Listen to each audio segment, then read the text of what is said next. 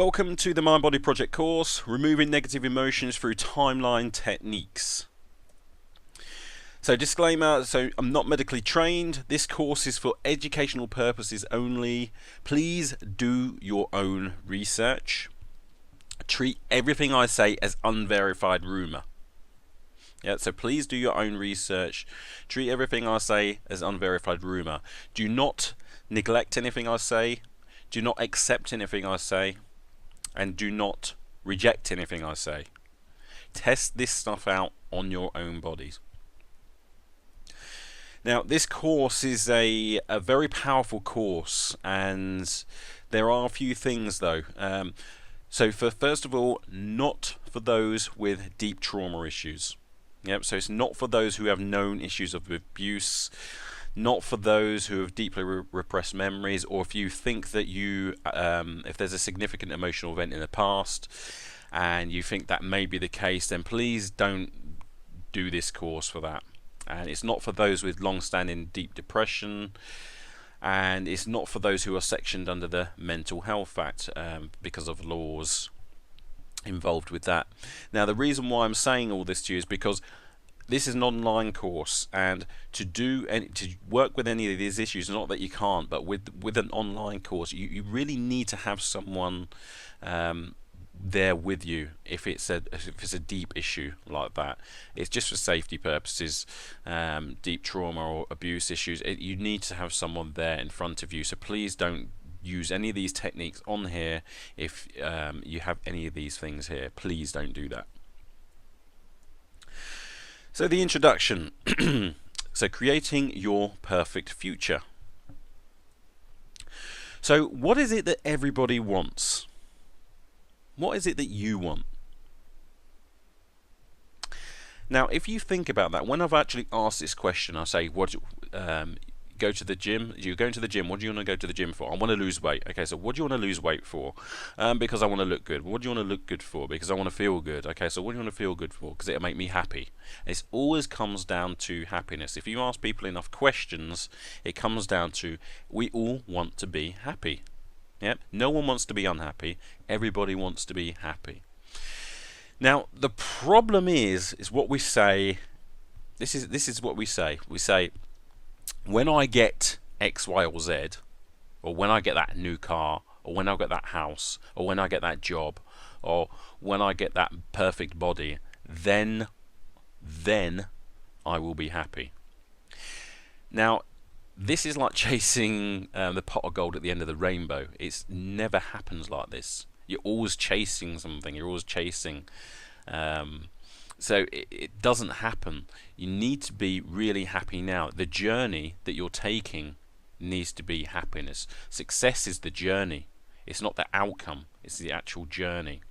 And most of us are looking in the wrong place. Most of us are looking towards what we don't want for happiness, rather than what we do want for happiness. Now, when it comes to trying to get happy, and when it comes to doing things, especially with the mind and the body, I was very skeptical at the start, because there was loads of about this course, loads of techniques, loads of stuff out there, especially in psychology, which was where I first looked at how do we become happy. How do I get to happiness? I want to do this, I want to do that, I want to do really well in the world, and I want to be happy. So first of all, I looked at psychology. So I started off looking at quite a few psychology modules, especially at university. I didn't do the full university course, but I did lots of modules on psychology. I did that at college, I did that at university, and I spent a lot of time looking at that. And they didn't, when I was looking at psychology, they didn't really even, it was more about studies. It wasn't really anything practical that I could actually do or test. It was more about theories. And the problem with the theories, if you could disagree with them, everybody was disagreeing. So it was like, no, well, I've got research to show this, and then someone else would go, no, I've got research to show this. And what I found was it was extremely confusing to me, because there were so many studies, you just didn't know where you really stood, and that really didn't help my position of wanting to become happier. So I looked at, there was motivational courses. Like there was motivational interviewing, which I thought was really good. In fact, it's starting to be pragmatic now. It started to have techniques which I could actually do, but it was more for techniques for other people. So I would get trained in it, and I'd need someone to do ask me a load of questions in a certain way for me to then sort of understand myself. The other thing is as well, when you get to a certain point in motivational interviewing, it was like, okay, I'm ready to do something now. You've got me motivated. I want to do something, but it seemed to be, well, that's it. You can do the rest yourself. And I was like, well, no, I need something more. There's things I'm not getting to happiness this way. And then I was looking at therapies. I was like brief solution focused therapy, and I thought that was really good. It was, again, very, very practical. It started asking really good questions, and the other thing as well I liked about that is that you're heading in a direction where you're sort of focusing on something positive. You're focusing on what's good in your life, and that really opened my mind up to the fact that, hang on a minute, if you focus on something good, or focus on what's gone well rather than what's gone bad, then you're actually going to feel better. So I started heading in the right direction. Again, it wasn't really big enough to actually get me to the results I wanted to get to. So I thought that when it comes to all these motivational stuff and all these courses, I didn't really think, like you may be thinking here, is like, I don't really think that any of them really worked that well, and I didn't really believe, it changed my beliefs. I didn't really believe anything could work, and especially this course here, the timeline course to remove negative emotions. I didn't really believe anything like that could actually work, and I was very skeptical.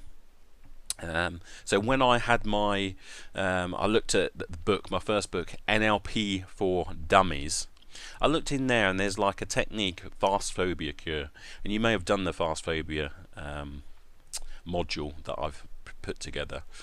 And I literally didn't believe that when I looked at it, there was one page of something to do, is action steps. This is what you do, and I was like, I just didn't believe it. I just could not believe that.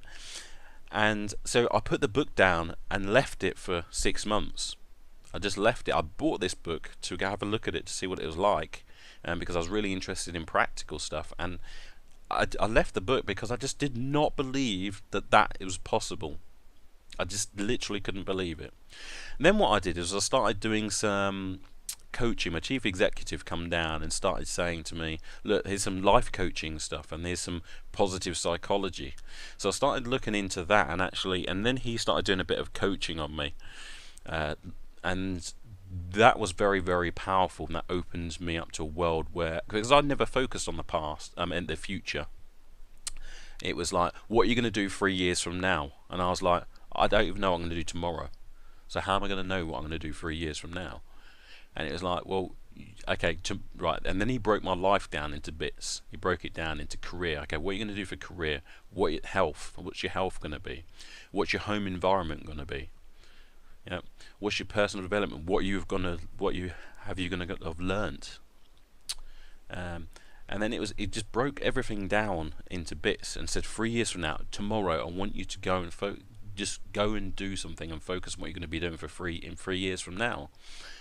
And went to sleep, and well, I couldn't really sleep that night because my brain had for the first time started working. It started really sort of give my unconscious mind something to do and something to focus on and something to plan. And it's the first time that had ever happened like that. And I was like, oh my God, I'm going to do this, I'm going to do this, I'm going to do this. And it's the first time that anything like that had worked. So because that was so enlightening to me, I then picked up the NLP book again for dummies, and then I did the fast, because I had a phobia of, like, when I was really young, I basically went into the big pool and I fell upside down and I couldn't get back up. And it was out of my depth, and luckily someone was there with me and they turned me back the right way up, and then I was okay. But that like freaked me out to the point where I wouldn't go out of my. I was scared to go out of my depth. So I'd swim. I'd be quite happy swimming, but as soon as I go out of my depth, that's when I was like, it just freaked me out. So what I did was, so I'd never really learnt to swim properly at that point. I'd never really learnt to swim properly. So what happened was, I did that fast phobia cure. I did that, and then went back in the pool, and I was okay. And I could not believe what had happened. I literally could not believe what had happened, because I was fine. I could go, like, yeah, I could swim. I mean, I struggled to swim the length of the pool, but when I got out of my depth, I was struggling in terms of energy. I was fine. It didn't matter to me. I wasn't scared of it. And in the end, what happened was, I just kept going swimming twice a week for like 3 months, 4 months, and after about 5 months, I could actually swim 100 lengths of the pool without stopping. So it's a mile without stopping. So in 5 months' time, from scared to even swim half a length of the pool to 100 lengths in 5 months' time. And after that, what I did was, because I was so confident at swimming, I basically then went and done my lifeguarding course, and then I passed that as well. And then I told them the story, and they were quite impressed with it. So I couldn't swim, and that changed everything for me. So when you get a result like that, then your skepticism sort of you sort of believe anything's possible then. So you sort of believe anything's possible. So I got really into this because of that, because I got a really good, excellent result in my life. With all the other stuff, psychology and all that, they didn't even think in terms of that. They didn't even think, A, this person has a phobia, B, let's get rid of it. It was like, A, this person has a phobia, and it's like, how did they get to A? Or why are they A? And it wasn't even in terms, they weren't even trying to move you on. They weren't trying to get you there. It wasn't, they didn't even think in those terms. It was just about a study of loads of studies of how you got to A. It's like, well, we're not changed. I mean, when someone if you go to someone, if you come to someone like me, you're going to want a result. You're not going to sit there and want to pay money every single week for like 25 years, which some people do, by the way. And I've met these people. You don't really want to do that. That's not why you go to see someone. You want to go, look, I've got this issue, please help me resolve it. Okay, cool, let's work together as a team and let's resolve it. Let's get you to B. And that's what people want. And that wasn't, because I'd gone to psychology and all those things, they weren't even looking to even do that. There's more like using you as a guinea pig to study you, to see why you've become A.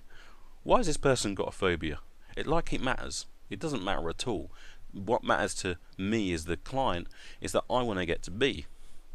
And so I really got into this stuff because, as I said, I was very interested in resolving some of the issues that I had.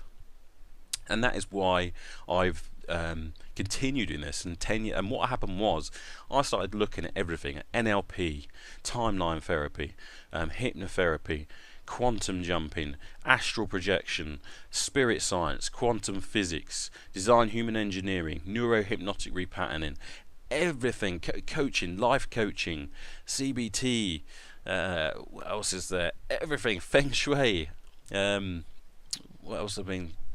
Consciousness studies, modelling, NLP modelling, master practitioner, anything that I could think of, anything that I could see that had some sort of change work in it, I would go, and because I wanted to test what really works and what doesn't work. And then I wanted to, when something worked, even because in psychology people change, and I wanted to know why they changed.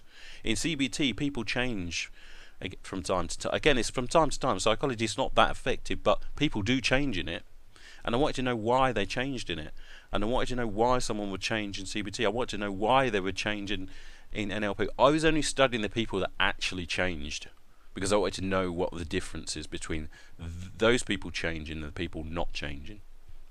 Yeah, I was really intent on finding out why people would change. Yeah, I wanted to question them. I wanted to ask them, why is it that you're so successful at this? You had this, but you had this. Other people don't change, but you did. How come? And I really wanted to do, so 10 years of doing that, no matter what they've said they've done. And some people change without the therapy. Yeah, some people did it without it. And I really was intent on finding out reasons why they would change. And over 10 years, I realised a little pattern, and realised that there is a pattern. And the funny thing is as I was doing this pattern, I come across Anthony Robbins' work, and he had basically done this for 25 years, what I was doing. So this is the first time I come across Anthony Robbins' work, and then I realised, oh my god, he's already done this. So he's actually been doing this for like years and years and years as well. So I started looking at what he done, and his stuff makes absolutely perfect sense to me, because it is exactly what I was sort of coming across. And so, but now I sort of realised that, okay, so this is possible now. People can change quite quickly, and these are the things, are the reasons why they're not going to change, and these are the reasons why they are going to change. Yeah, so I sort of got a bit of a structure together now. So again, because, and the good thing is as well, I do this on myself. This course here, all these techniques I do on myself. In fact, just before I've even written this course, I've actually done the techniques on myself.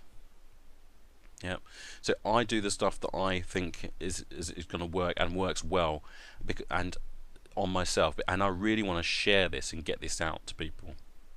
This information is absolutely amazing if you apply it. Now, what would happen if you could release negative emotions? Just think for a second. What would happen? Fear, anger, anxiety, jealousy, sadness.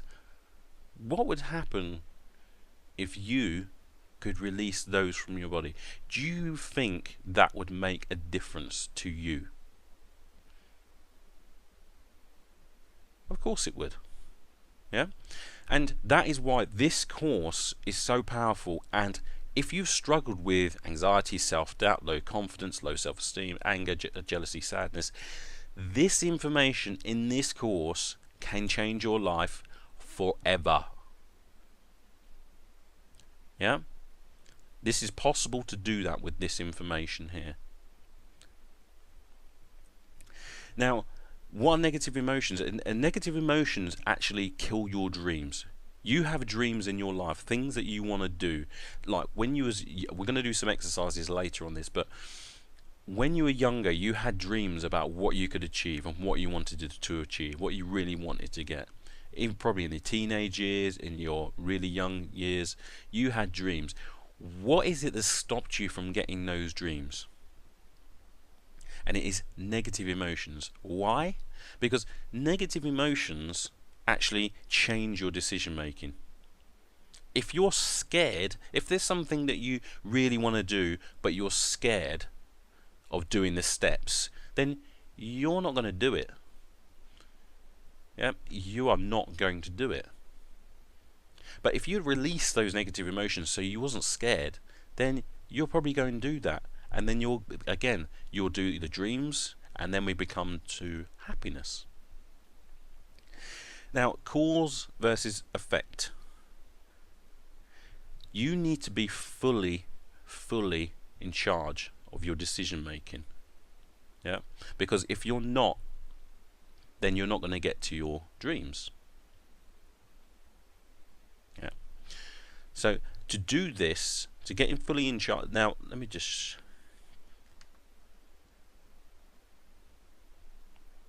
get this here. Let me just explain this.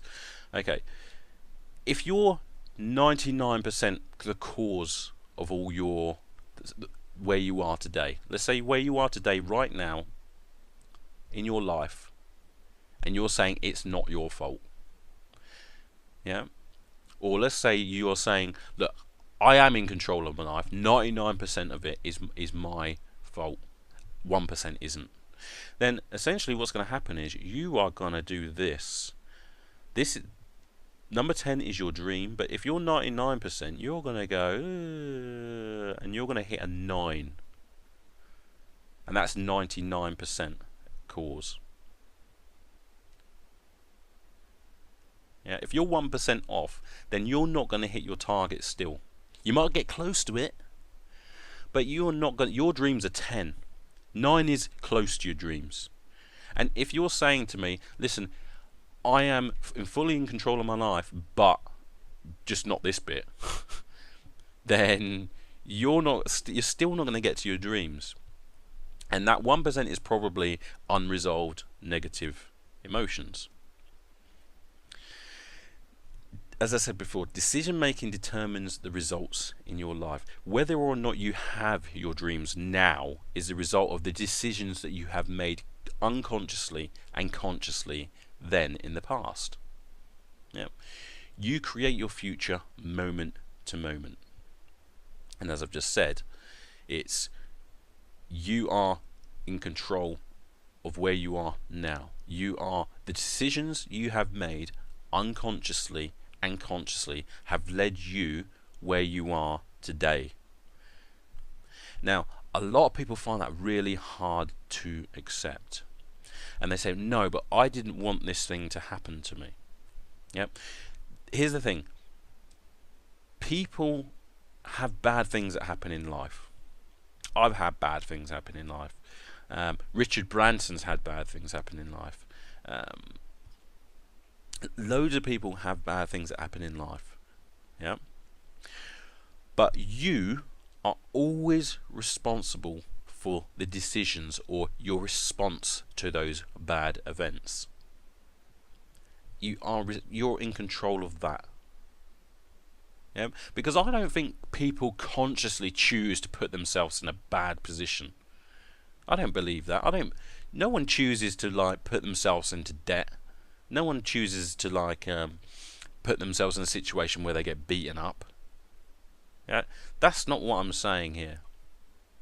But your decisions, your choices that you have made unconsciously, because a load of those would have been unconscious and consciously, have led you to where you are today. Now, the minute that you accept that, then you can then create a future that you really want.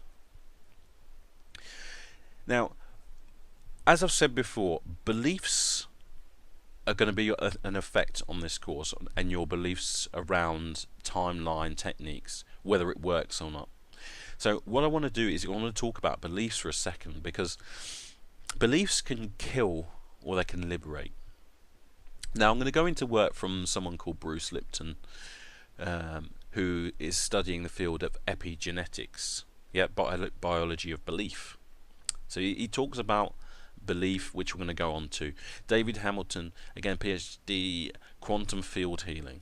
Again, he used to study as a pharmacologist and in the labs, and he realized a few things that were going on there, especially around beliefs and placebo effects. Again, I'm talking about consciousness studies. Again, these are the people like Institute of Noetic Science. This is all the scientific evidence.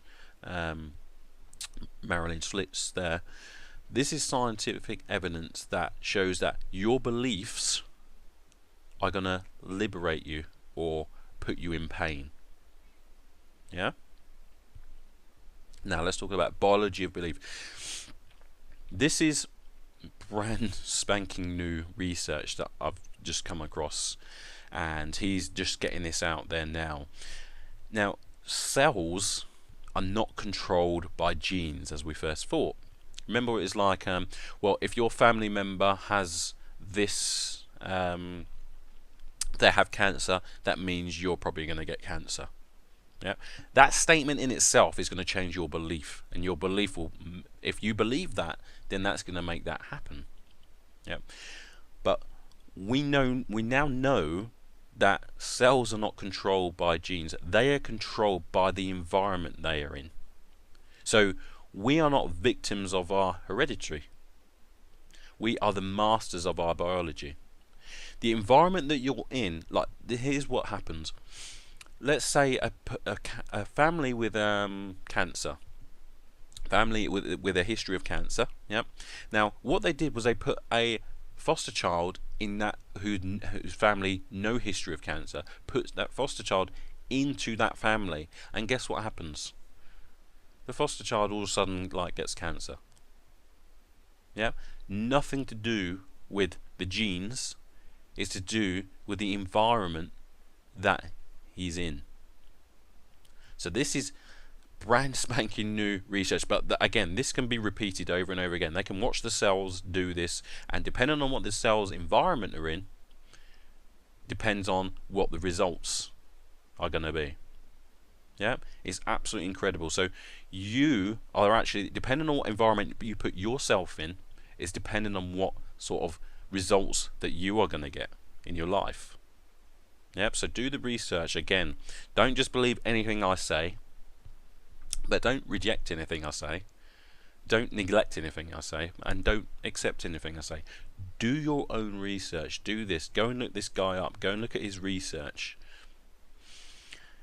And as I've said, environment, our health is determined by our environment and how we perceive our environment. We are in charge of our lives. We're not victim of circumstances. So do not think that because you are born into a family where they have cancer or heart disease or depression, yeah, or anxiety, just because you're born into that family, that's nothing to do with why you would have anxiety or depression or heart disease or cancer. That's just not the case. Yeah, this is proved scientifically. Yeah, that just doesn't happen like that. It's going to be to do with the behaviors, as we'll come on to it. It's going to be to do with the behaviors and the lifestyle that you lead. Yeah, and your thinking. Energy is crucial to health. Energy and invisible forces are a massive contributor to your health. This isn't, see, the thing is with mainstream science, they like to measure something that they can see. So they have to be able to see it, because then they can measure it. But what the noetic science feels of quantum physics, epigenetics, noetic science, they are looking at things that are really contributing to your health that you can't really see, because your thoughts are things you can actually measure. Your thoughts. Yeah. And the thing is about the stuff that I do is complementary and alternative health modalities.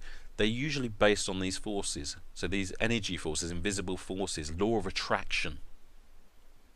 And these are massive contributors to health. And this is, again, scientifically proven. And you can, again, go and look at these fields, epigenetics, quantum physics. Quantum physics is like, it's accepted that rather than Newtonian physics, which is like the body is a machine, and therefore, like, for example, you can get your anger out. Remember what they say, like, you may have heard this expression, if I just go to the gym to get my anger out. That just doesn't happen like that. The more that you do something, if I started practicing juggling, I'll get better at it. If I practice doing kick-ups and football, I'd get better at it. If I started practicing accessing anger emotions, or emotions of anger, then guess what? I get better at it. And what we have to understand is that our body is not like Newtonian physics. It's actually more of a quantum physics. It's accepted that it's quantum physics. Are you the victim? Now you got to think about it yourself. Are you a victim or are you a master of where you are today? Yeah, are you a victim or a master? You are not a victim of your life. You're a master of it. So you've mastered whatever you've got now. You've mastered what you've got now. When you understand what gets in the way, you can control your genetics and behavior, and you can create the life that you want for yourself. Your thoughts, perceptions, and beliefs affect your life every day. Yeah, you've got to understand that. It's nothing to do with your genetics. You control your genetics. You control your behavior. Yeah, unconsciously, with your unconscious mind. And this is why we're going to be working with our unconscious mind. Most people have lost rapport or don't have rapport with their unconscious mind.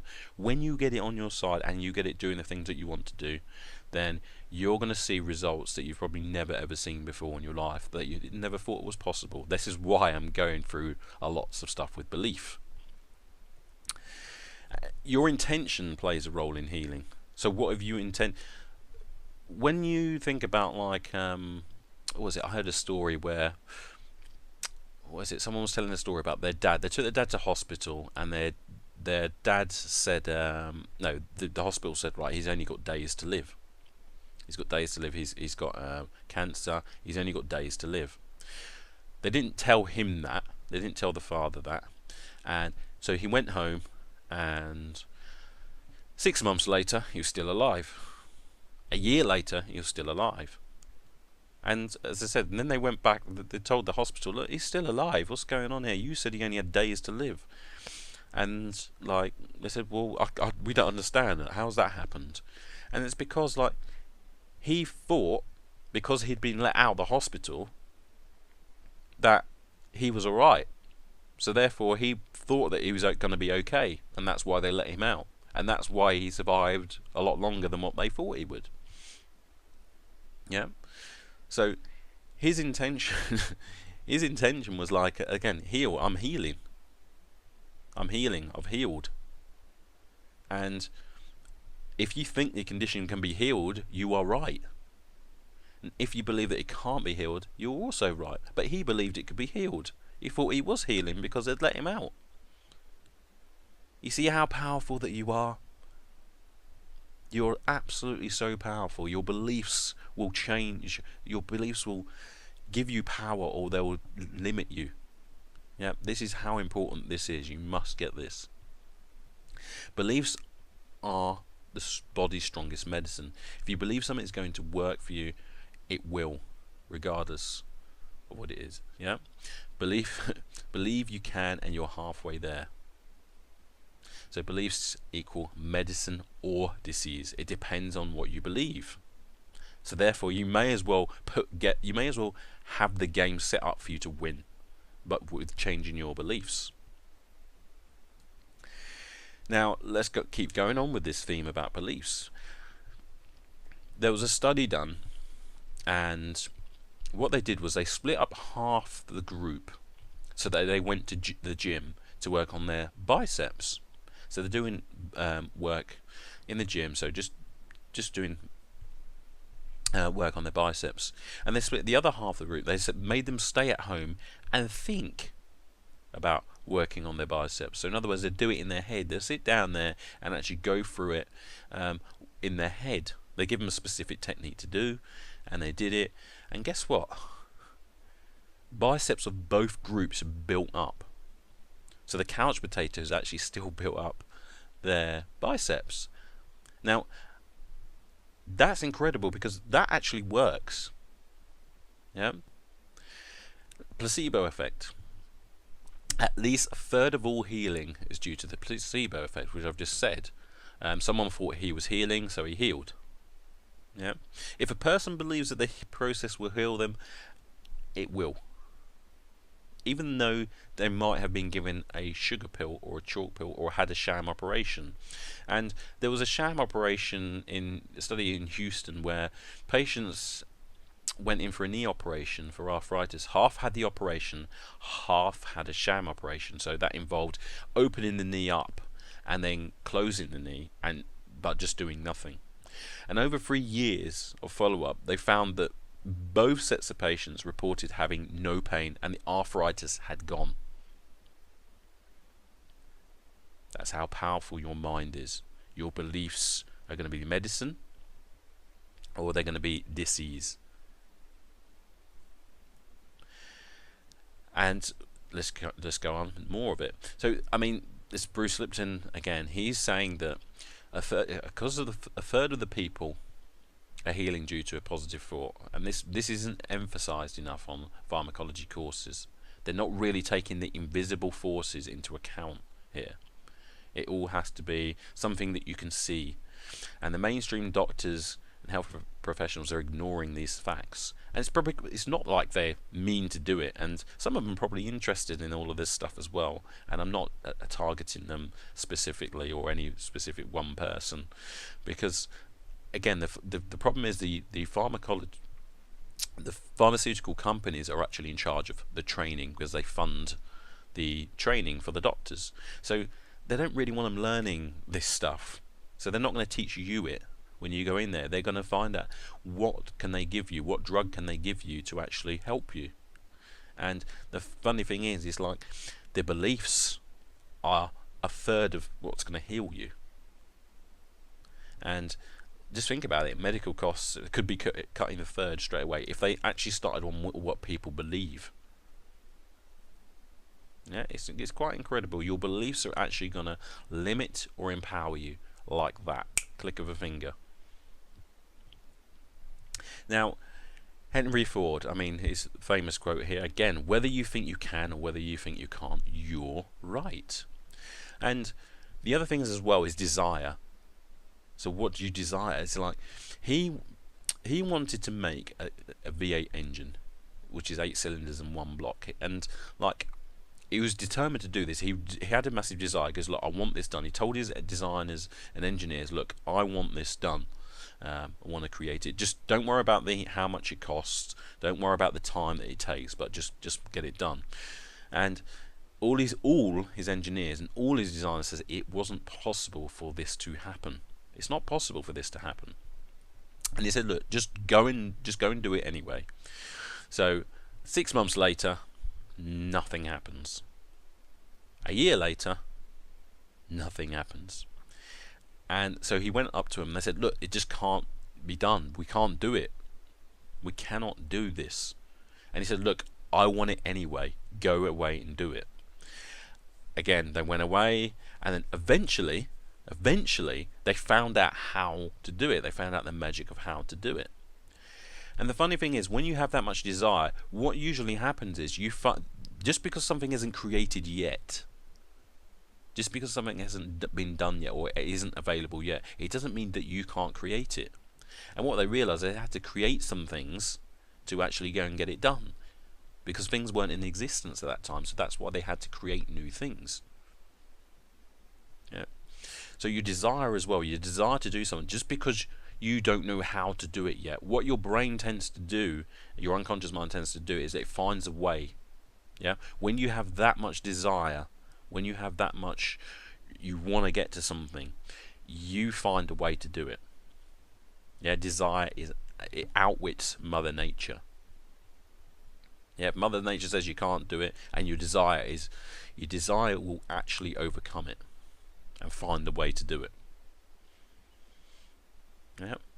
So that is hopefully you understand that your desire, your beliefs, and are gonna help you, and negative emotions actually block you from getting to happiness. Yeah. And that is why on this course, what we want to do is we want to release them. So what we're going to do is we're going to start off on module 1, and we're going to see where we are now. Okay.